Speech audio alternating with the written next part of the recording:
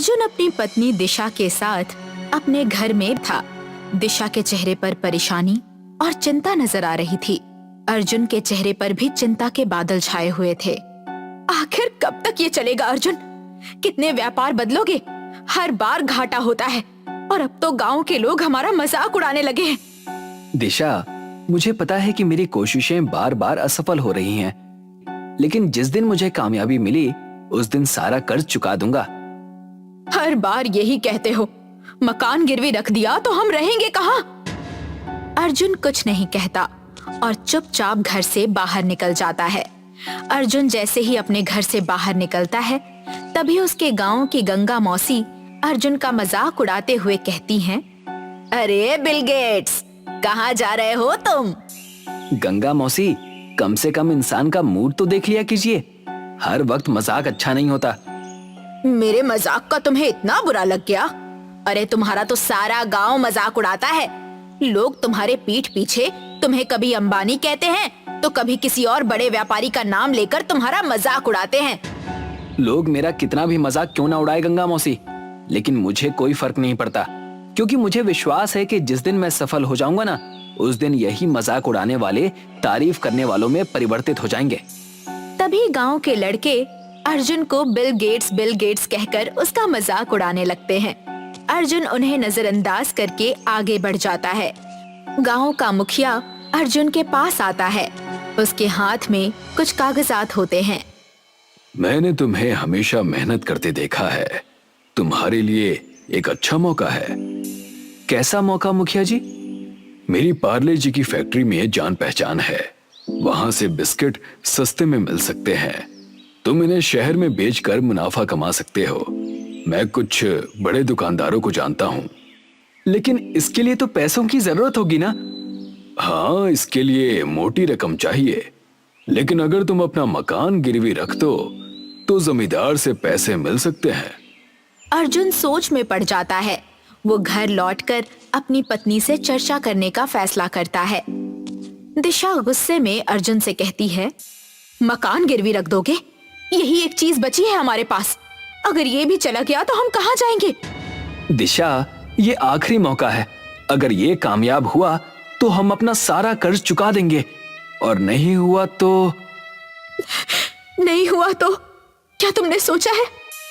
अर्जुन और मुखिया जमींदार के घर पहुंचते हैं। जमींदार बैठा हुआ था। अर्जुन अपने मकान के कागजात जमींदार के सामने रख देता है। जमींदार कागज देखता है और मुस्कुराते हुए पैसे अर्जुन को दे देता है। अर्जुन, अब ये मकान मेरे हवाले है। 3 महीने में कर्ज चुका दो, वरना इसे खाली करना पड़ेगा। अर्जुन कुछ नहीं कहता।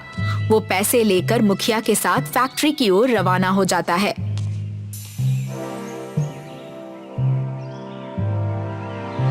अर्जुन और मुखिया पार्ले जी की फैक्ट्री से कई कार्टन बिस्किट खरीद कर लाते हैं। अब जल्दी से इन बिस्किट्स को शहर के दुकानदारों तक पहुंचा दो। अर्जुन, मैं अब तुम्हें कैसे बताऊं? मेरी जिस दुकानदार से जान पहचान थी, वो तो देश छोड़कर भाग गया है। अब मैं कुछ नहीं कर सकता। अर्जुन के चेहरे पर मायूसी छा जाती है। वो चुपचाप बिस्किट्स लेकर शहर जाने की तैयारी करने लगता है। अर्जुन अपने बिस्किट्स बेचने की कोशिश करता है, लेकिन कोई दुकानदार बिस्किट नहीं खरीदता। भाई, अब पार्ले जी कौन खाता है? ये तो पुराने जमाने का बिस्किट है। इससे तो लोग बीमारियों में खाते हैं। कोई दूसरी अच्छे बिस्किट बेचो तो बात बने। अर्जुन हार कर अपनी बिस्किट्स लेकर घर लौट आता है। वो घर के एक कोने में बैठकर सिर पकड़ लेता है। दिशा रोते हुए पास आती है। तभी जमींदार वहां आ जाता है। अर्जुन, मुझे पता चला है कि तुम्हारा व्यापार डूब गया है। अब या तो मेरा पैसा लौटा दो या ये मकान खाली कर दो। जमींदार जी, 3 महीने की मोहलत दे दीजिए, हम कुछ इंतजाम कर लेंगे। 3 महीने में पैसा वापस चाहिए, वरना घर छोड़कर चले जाना। जमींदार वहां से चला जाता है। अब क्या करोगे अर्जुन? हमने सब कुछ खो दिया। दिशा, मैं हार नहीं मानूंगा। कोई ना कोई रास्ता जरूर निकलेगा। अर्जुन परेशान होकर घर से बाहर निकल जाता है। वो सड़क पर बिना कुछ सोचे समझे चलने लगता है।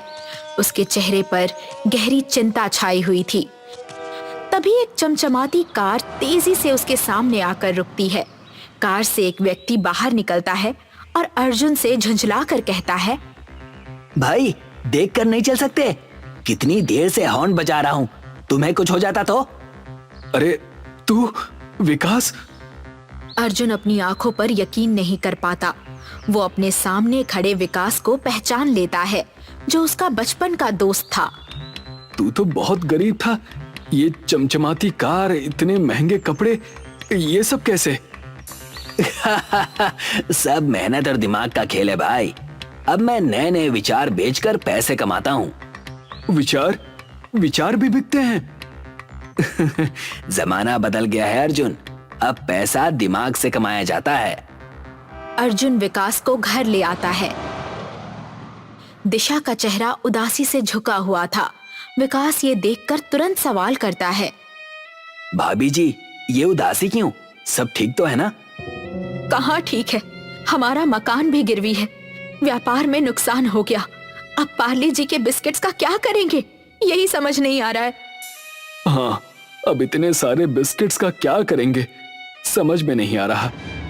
इसका हल मेरे पास है, क्यों ना तुम पार्ले जी बिरयानी बेचो?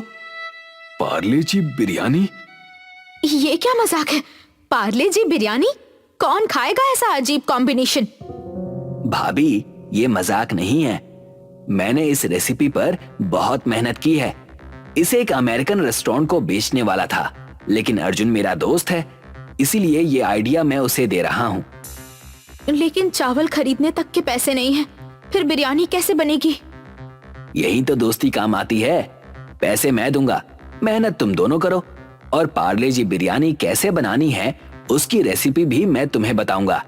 तुम्हें नहीं पता, मैंने बिरयानी की अलग टेस्ट के लिए बरसों रिसर्च की थी, तब कहीं जाकर पार्ले जी बिरयानी की रेसिपी बनकर तैयार हुई। लेकिन कभी सोचा नहीं था कि मेरा दोस्त ही मुसीबत में फंस जाएगा और ये रेसिपी मुझे अपने दोस्त को देनी होगी। अर्जुन और विकास ने मिलकर पार्ले जी बिरयानी बनाई और गांव के मुख्य चौराहे पर एक स्टॉल लगा लिया। धीरे धीरे लोग इसे खाने आते हैं। शुरू में लोग हिचकिचाते हैं, लेकिन बिरयानी का स्वाद सभी को चौंका देता है। वाह, ऐसा स्वाद तो कभी नहीं चखा। पार्ले जी और बिरयानी कमाल का कॉम्बिनेशन है।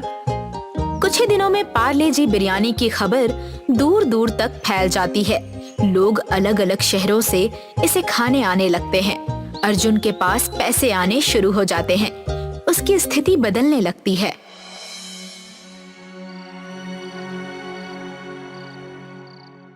इस अर्जुन की किस्मत कैसे पलट गई?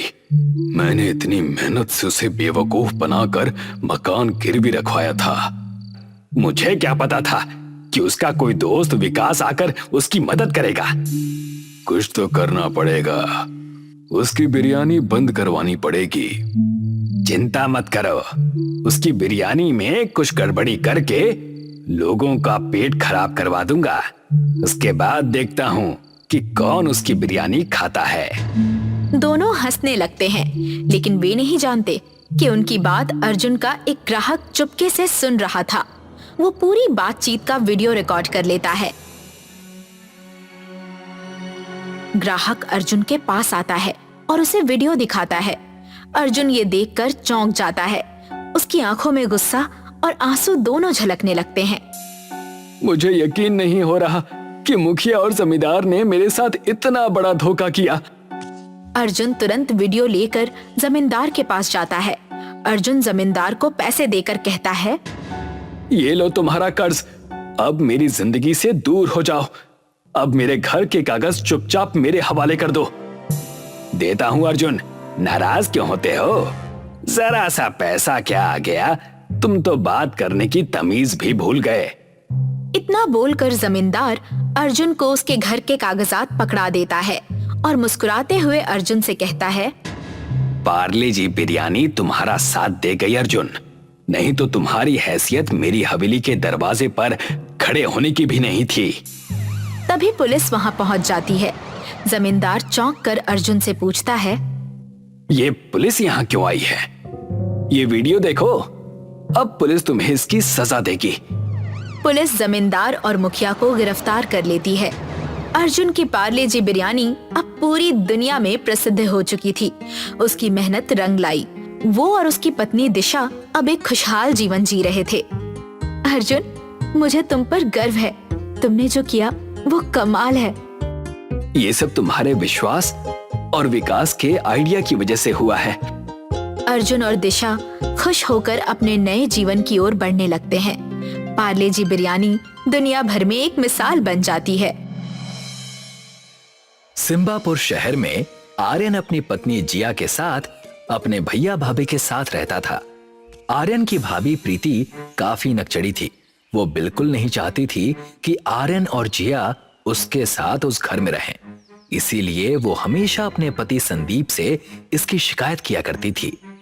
कितनी बार कहा है आपको, मुझे आपके भाई और उसकी पत्नी के साथ रहना पसंद नहीं है और मैं बिल्कुल नहीं चाहती कि उन्हें पिताजी के छोड़े हुए जमीन जायदाद में हिस्सा मिले।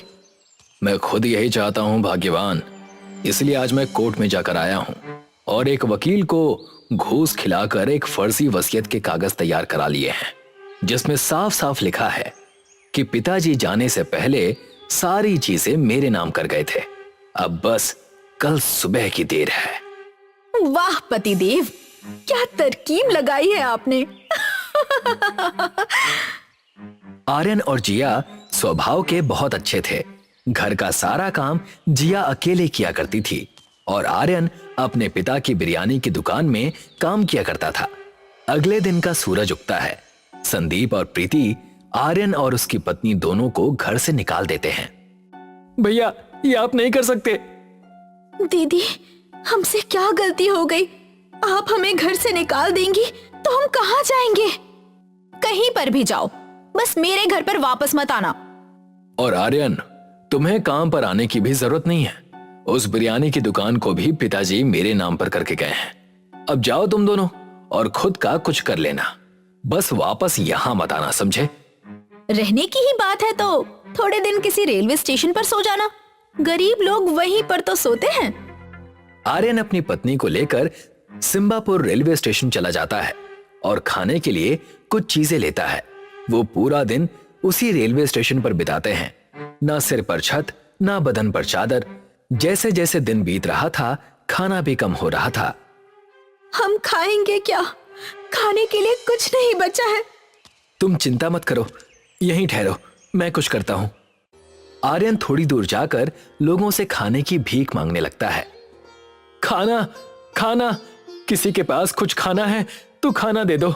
मेरी पत्नी भूखी है, खाना दे दो, कोई तो कुछ दे दो।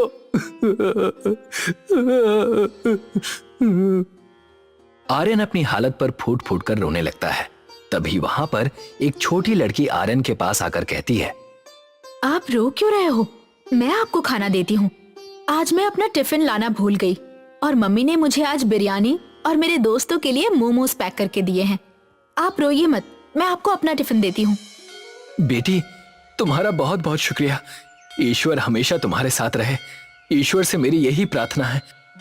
तभी रास्ते में एक बूढ़ी औरत कमजोरी की हालत में लोगों से खाना मांग रही थी। कोई खाना दे दो, नहीं तो मैं जी नहीं पाऊंगी। आर्यन उसे देखकर रुक जाता है और बूढ़ी औरत से कहता है, जी माँ जी, मैं थोड़ा सा खाना आपको देता हूँ। मैं अपने हिस्से का खाना आपको दे देता हूँ। मुझे बस इतना खाना चाहिए था जिससे मेरी पत्नी का पेट भर जाए। तुम नेक इंसान हो। तलाशा हर जगह तुम्हें उसी तरीके से जैसे कोई समुद्र में मोती ढूंढता हो। हर बार पत्थर हाथ में आते हैं, मगर आज इस समंदर में मुझे मोती मिल गया। वो बूढ़ी औरत अचानक से परी में बदल जाती है। जिस बच्ची ने तुम्हें ये टिफिन दिया था वो मैं ही थी बेटा। भूखमरी की हालत में भी तुमने मुझे खाना दिया। अब से तुम कभी भूखे नहीं सोओगे। धीरे धीरे सब जो तुमने खोया है उसका दुगना तुम्हारे पास आ जाएगा। मेहनत करो और खूब तरक्की करो आर्यन। परी जादू से वहां स्टेशन पर एक दुकान खड़ी कर देती है जिस पर मोमोज बिरयानी लिखा होता है। कल से तुम यही बेचोगे। इस दुकान पर तुम काम करोगे। जो कोई तुम्हारे हाथ की बिरयानी खाएगा वो इसका दीवाना हो जाएगा। ये कहकर परी वहां से चली जाती है। आर्यन जिया को जाकर खाना देता है और उसे सारी बात बताता है। अच्छे लोगों के साथ बुरा होता है, सबने कहा और सुना है, मगर आज जो हमारे साथ हुआ है वो प्रमाण है कि ये वाक्य गलत है। अगले दिन आर्यन और जिया दोनों दुकान में जाते हैं,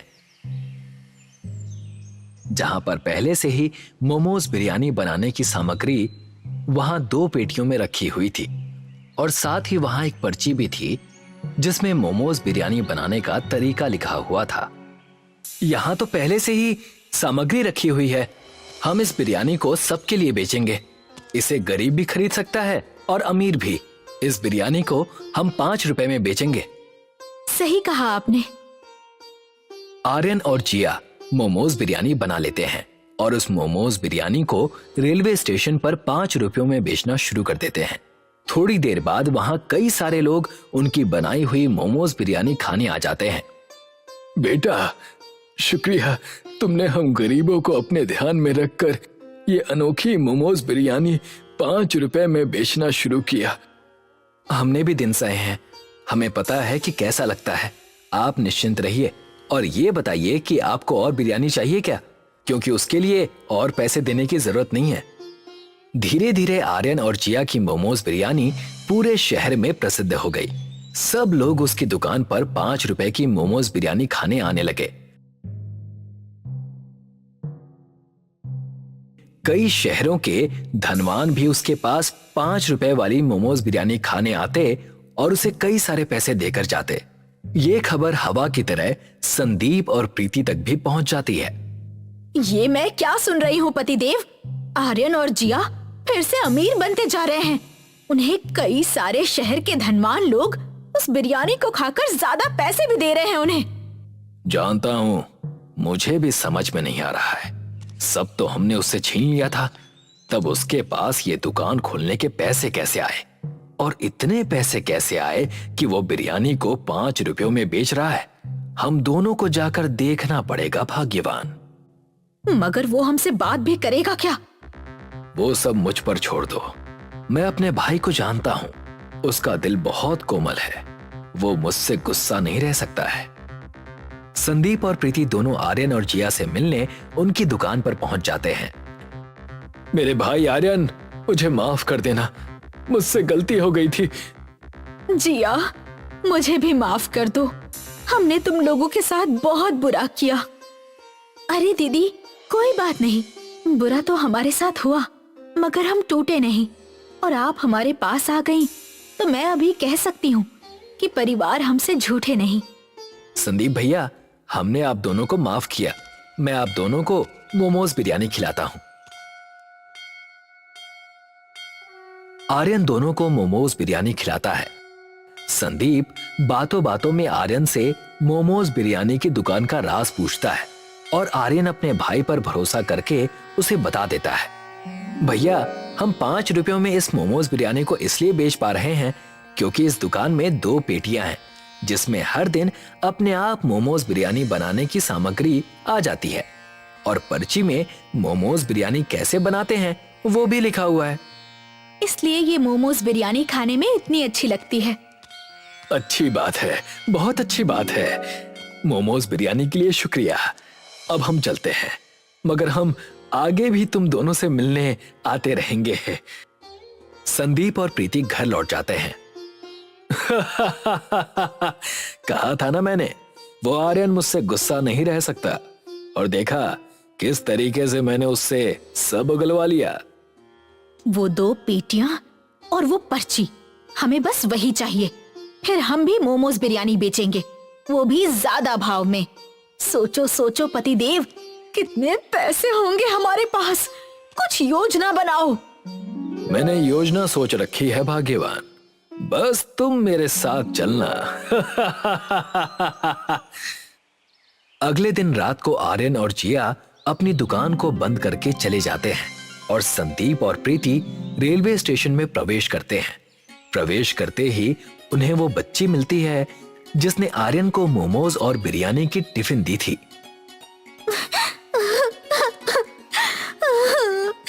मैं रास्ता खो चुकी हूँ। अंकल जी, मेरी मदद कीजिए, मुझे घर छोड़ दीजिए। ए लड़की, यहाँ से भाग, जा यहाँ से, किसी और से मदद मांग। अरे ये बच्ची यहाँ कैसे आ गई? समझ नहीं आता क्या? निकल यहाँ से। वो बच्ची वहां से रोते रोते चली जाती है। संदीप और प्रीति आर्यन की मोमोज बिरयानी की दुकान पर पहुंचते हैं। देखो, यही है वो पेटियां जिसमें हर दिन उस अनोखी मोमोज बिरयानी बनाने की सामग्री अपने आप आ जाती है। और वो रही पर्ची जिसमें उस मोमोज बिरयानी को बनाने का तरीका लिखा है। कितना भोला है मेरा भाई, ऐसी चीज को कोई खुले में छोड़कर कैसे जा सकता है। मूर्ख भाई है मेरा, इसीलिए अब मैं धनवान हो जाऊंगा। संदीप और प्रीति उन दोनों पेटियों और पर्ची को उठाकर जाने लगते हैं। तभी उन्हें बीच में एक बूढ़ी औरत दिखाई देती है जो उन दोनों से मदद मांगती है। कोई मेरी मदद करो, कोई मुझे कुछ खाने के लिए दे दो, बड़ी भूख लग रही है। बेटा, पेटी में से कुछ खाने को दे दो। नहीं नहीं, हमारे पास आपको देने के लिए कुछ नहीं है। जैसे ही वो ये शब्द कहता है, वो बूढ़ी औरत परी में बदल जाती है और उन दोनों से कहती है, मैंने 2 बार रोकने की कोशिश की तुम दोनों को अपने कहर से बचाने की, मगर लालच को मैंने तुम्हारे अंदर वास करते देखा। नहीं मिलेगी माफी तुम दोनों को इस गुनाह की। धनवान होना था तुम दोनों को, अब सब छीन लिया जाएगा तुमसे।